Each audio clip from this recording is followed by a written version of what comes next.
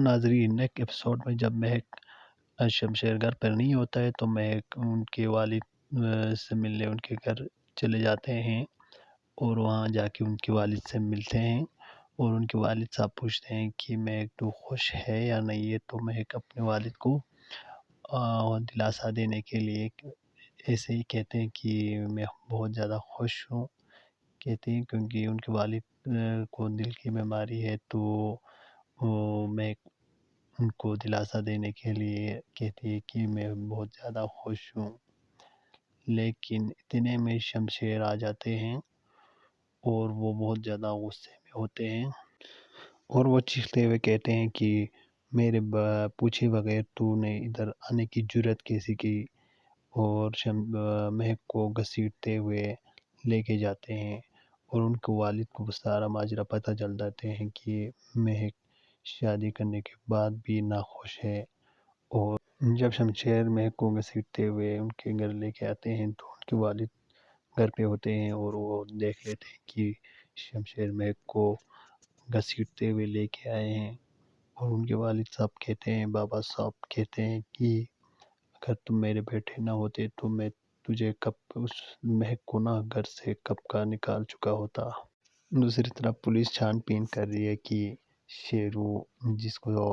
نواب صاحب نے سپاری دی تھی کہ مہک کو اس کی شادی والے دن اس کو مارنا ہے، لیکن شیرو یہ کام صحیح طرح نہیں کر پایا، اسی لیے نواب صاحب اسے ڈھونڈنے میں پولیس لگایا ہوا تھا تو پولیس نے اسے پکڑ لیا۔ نواب صاحب کے بڑے بیٹے کو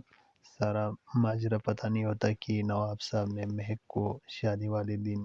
شیرو کے ذریعے مارنے کا پلان بنایا تھا۔ تو جب شیرو کو پکڑ لیا تو نواب صاحب کا بڑا بیٹا شیرو کے پاس جاتے ہیں اور اس سے پوچھتے ہیں، تو شیرو نے سارا ماجرا بتا دیا کہ اس نے شادی والے دن مہک کو مارنے کے لیے ٹرک اس کے کار پر مارا تھا، اور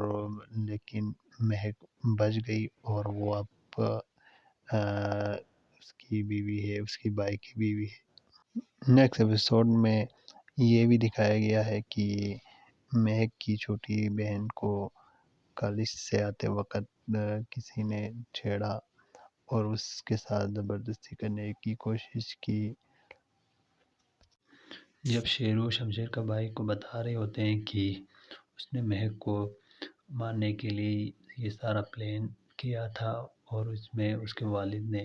یہ حکم دیا تھا کہ مہک کو مار دیں، تو اس کے بھائی کو سارا ماجرا پتہ چل جاتا ہے۔ تب تک وہ شمشیر بھی پہنچ جاتے ہیں اور اس کو تھوڑا شک پڑ جاتے ہیں کہ شیرو نے ایسا ہی کچھ کیا ہوگا۔ تو ناظرین نیکسٹ ایپیسوڈ میں یہ سین ہوگا، تب تک کے لیے اجازت دیجیے، اللہ حافظ۔